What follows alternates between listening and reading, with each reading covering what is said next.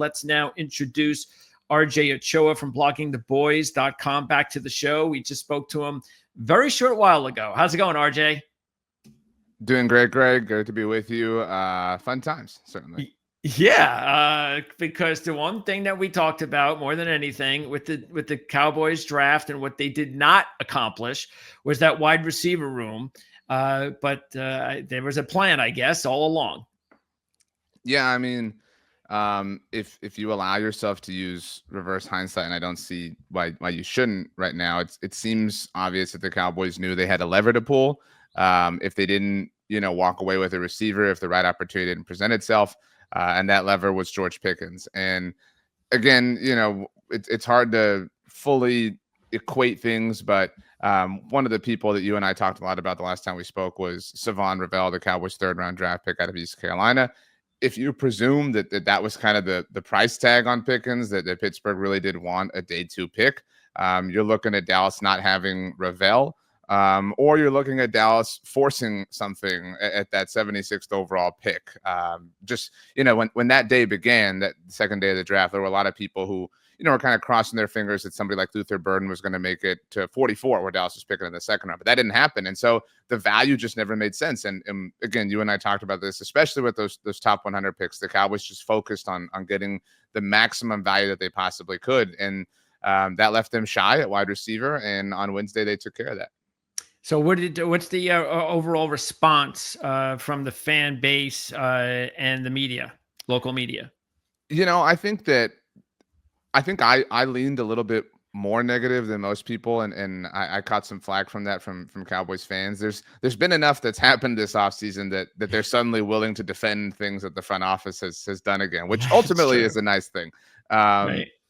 The pros and cons of this are incredibly obvious in my estimation. I don't think there's any deep thinking going on here. The pros are he's an extraordinarily talented player, and if this works, you're pairing him with CeeDee Lamb, and you might truly have one of the best wide receiver duos in the NFL. He raises the floor for Dak Prescott, for CeeDee, for Jake Ferguson. I mean, ramifications in a positive sense are very obvious, but can you keep him in line? Now, he, to be very clear, is not somebody who has had any run-ins with the law. He's not a delinquent.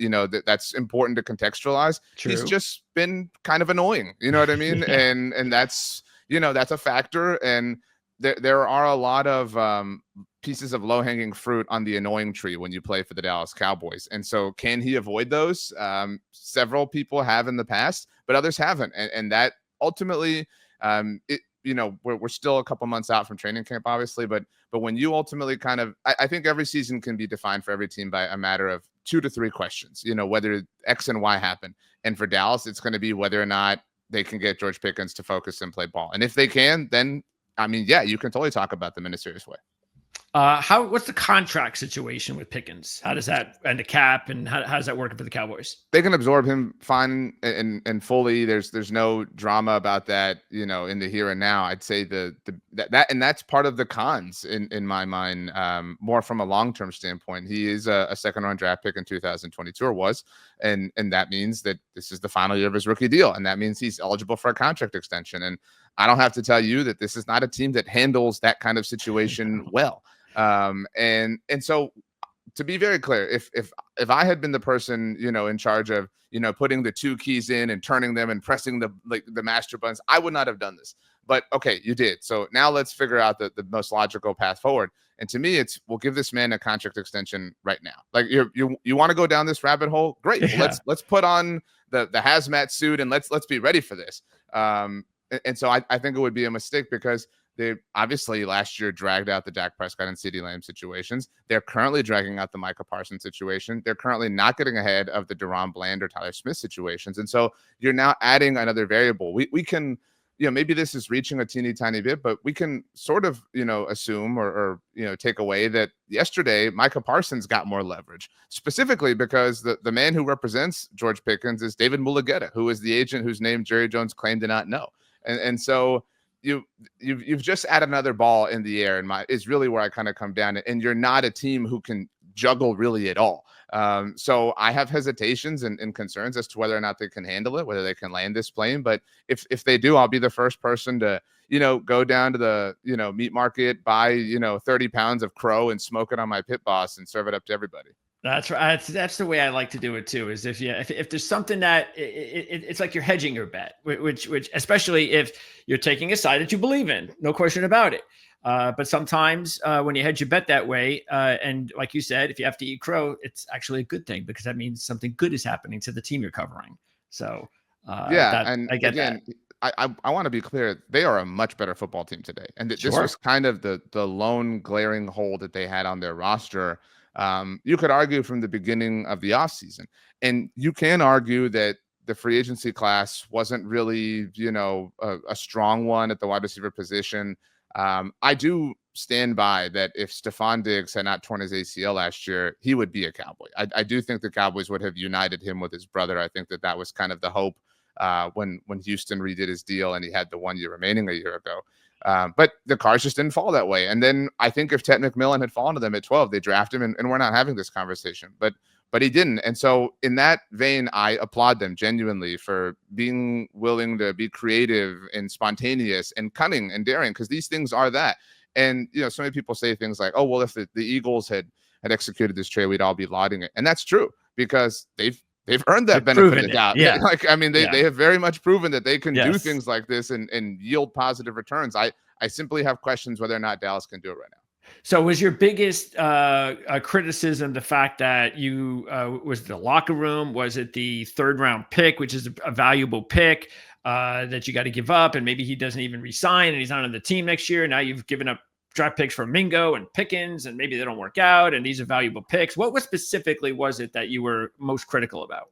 I think it's the locker room thing. Now, I don't like this doesn't matter to me. I'm not, of the mindset you have to build your team with, whatever you want to call them, choir boys, Boy Scouts, whatever. Yeah, sure. But the Cowboys had very, very clearly, and we talked about this, drafted team captains and leaders. And so you're very, very obviously going down this one road.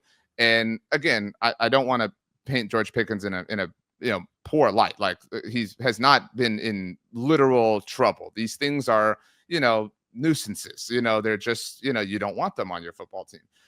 Can they handle that? Because this is a team that, for lack of a better way to put it, when the lights get bright, when the attention gets bigger, they all tend to fold. And so can you inject this variable? Do you trust the leadership of Dak Prescott and Brian Schottenheimer that much? I can buy that. I can understand that. I can swallow that. That makes sense. The draft pick is costly. I do think that not enough people are willing to say that. I think some of it is because it's so far from now. It feels like, that's a 2026 third round. That's like 5 years from now. We don't have to worry about that, today. Sure.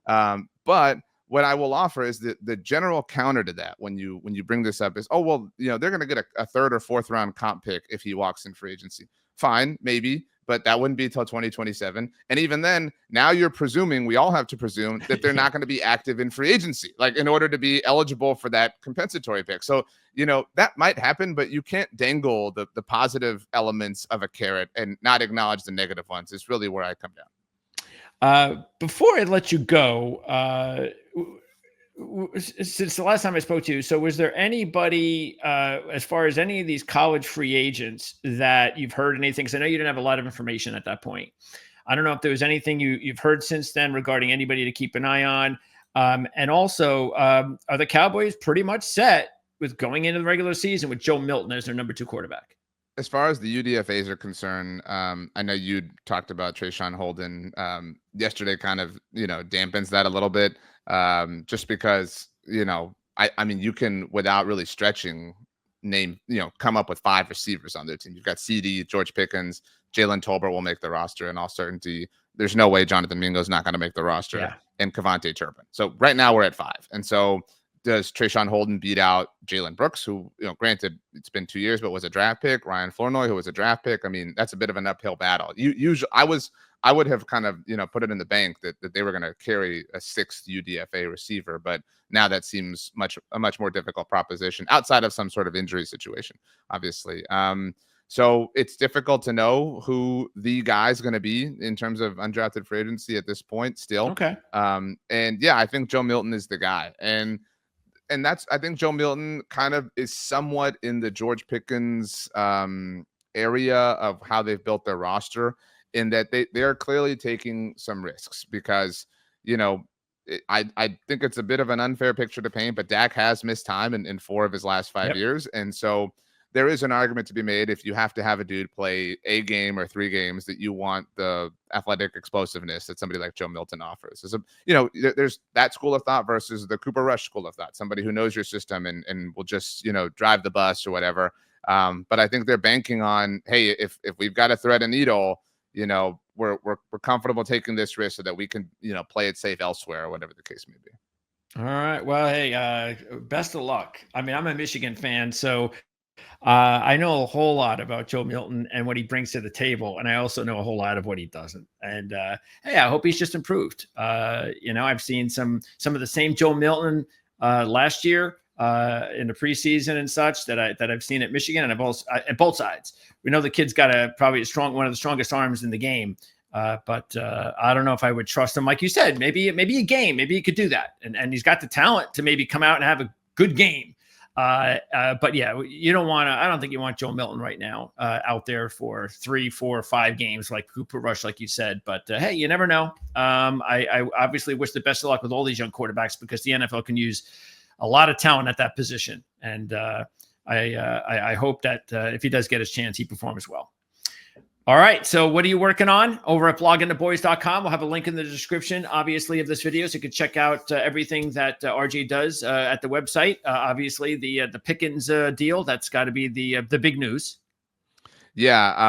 I mean, we're just leaning all the way into this at this point, and leaning into several matters of it, because it is, not every trade or acquisition or draft pick is universal. Not everyone is debated, but this is one of those where I do think, there's room for a wide ranging discussion. And so we're just trying to explore all avenues of that, meet in the middle on certain points, and now figuring out whether this roster because this is clearly the finishing, final touch on the roster over the offseason, whether they did enough, whether they lived up to, being selectively aggressive or whatever you want to call it. So it is at the very least, and I'll leave on this note. I will take this 1,000,000 times out of 1,000,000 relative to last year. Like this is fun. Like it may not be what I would have done, but it is so fun. I mean, like last night, my family and I, we kind of got in a pickle, and we had to get McDonald's for dinner, and I got a 20-piece nugget meal, and I felt horrible after, but like I can imagine it was still awesome. Like I would still do it again. You know what I mean? Yeah. And so this is that. Like I would have much rather done that than like, gotten home and like baked chicken. You know what I mean? So sure. So sometimes it's well, you covered the team. Yeah, exactly. I mean, last season at this, like you said, it was boring. Nothing was going on. Exactly. Like we're at a party, the music's on, there's free food and free drink. Like, no reason to complain that they don't have the exact beer on tap or on draft that you would have preferred. And you never know. You never know how it's going to work out, because there is a chance it works out. So that's the thing that you didn't have last year. So I completely understand that, and that gets everybody talking, like you said. So it should be a fun off season for the Cowboys. Obviously, we'll talk more. I don't think there's going to be any more news that we'll need to talk to you before training camp. But if there is, we look forward to doing that. Thanks a lot, RJ, as always. Sounds good, Greg. Have a good one.